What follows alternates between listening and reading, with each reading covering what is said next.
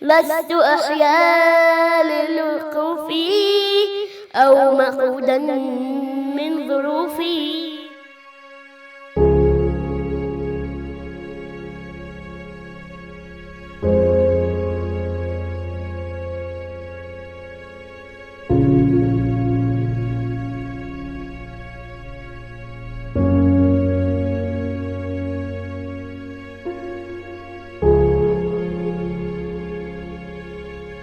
أنا أمين صفي سادس، عمري 11 عام، وعندي أخو إحنا توم. لما أشد اللعبة منه تنكسر إيده، لما يشد مني اللعبة تنكسر إيدي. إحنا بنعاني من مرض اسمه لين العظم الزجاجي.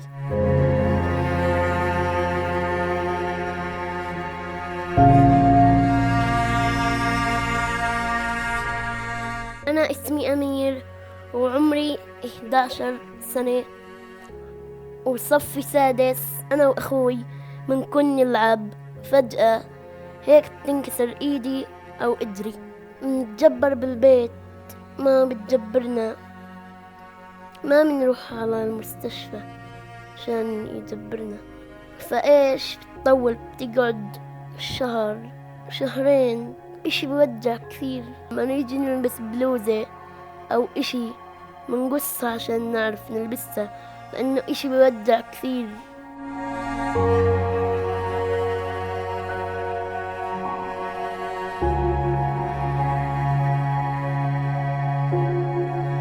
أمين وأمير بيعانوا من مرض لين العظم الزجاجي. هذا المرض مرض نادر، منذ الولادة بيعانوا منه.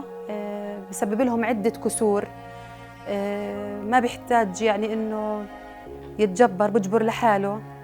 يعني بحط لهم باندج بجبر لحاله. يعني إذا مثلا كانوا بيلعبوا، إذا كانوا بيتحركوا، إذا حدا شد منهم شغلة يعني هيك بسرعة بتنكسر إيده، هو بيلعب ممكن تنكسر إجره. هم بيعانوا معنا يعني شديدة وبتألموا. إذا وديناهم على المستشفى بدهم يجبروهم تجبير كامل من عند رقبته لجسمه كامل. يعني مرضهم هيك بجبر لحال، بس ما بجبر سوي زي أي طفل عادي، بيكون مكسر بجبر بالغلط يعني عظمهم.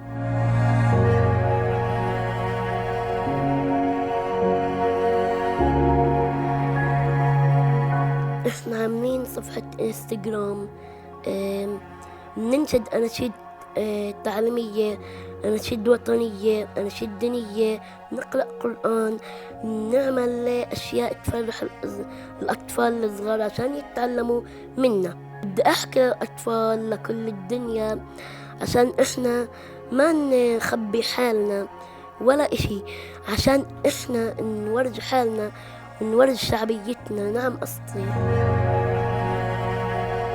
كسرت كل قيدي، عبرت دون حدي، زرعت لي جناحا يعلو بلا تردد، وصرت لا أبالي بمحبط الأمال. معي سر بقلبي يقودني للأجمل، لست أحيا للوقوف أو مقودا من ظروفي. شمس أحلامي ستعلو دون خوف من الكسوف. كم عثرت وانتصرت ثم قمت وانتصرت، فوق آلمي عبرت للحياة للحياة.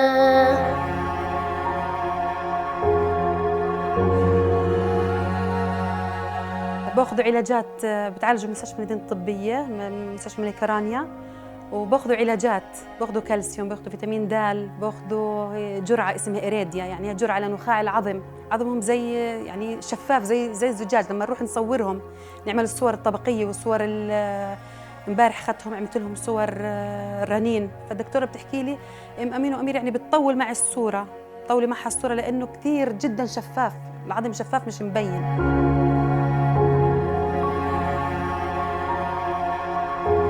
عندي الأطفال بدل ما يتعالجوا ويصير لهم عمليات في الوقت الحالي، صار وزنهم زايد. الآن مش قادرين ننزل وزنهم بسبب عدم الحركة، لأنه مرضهم ما بيساعدهم على الحركة نهائيا، ما بيقدروا يتحركوا، أي حركة خطأ فيها كسر. الآن في لهم علاج إن شاء الله، إنه ممكن يكون بسمع إنه في برا البلد لهم علاج في ألمانيا أو بالمستشفى الاستشاري في أستراليا. المرض الآن موجود ومعروف صار في البلد كثير. شفت بالمستشفى ناس وأطفال بسنهم، ناس مشوا وتعالجوا، وناس لسه يعني، وناس عمرهم أكثر من 20 سنة وتزوجوا وخلفوا هم بحالتهم.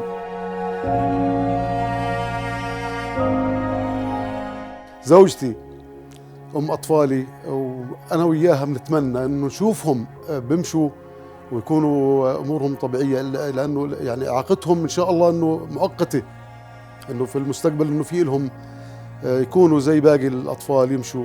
بطلب من الله عز وجل إنه الشفاء السريع العاجل، لأنه بتمنى وبتأمل إني أشوفهم يمشوا زي باقي الأطفال. نفسي يبطل إيدي وإجري يتكسروا وأمشي، أروح على المدرسة وأركض وألعب.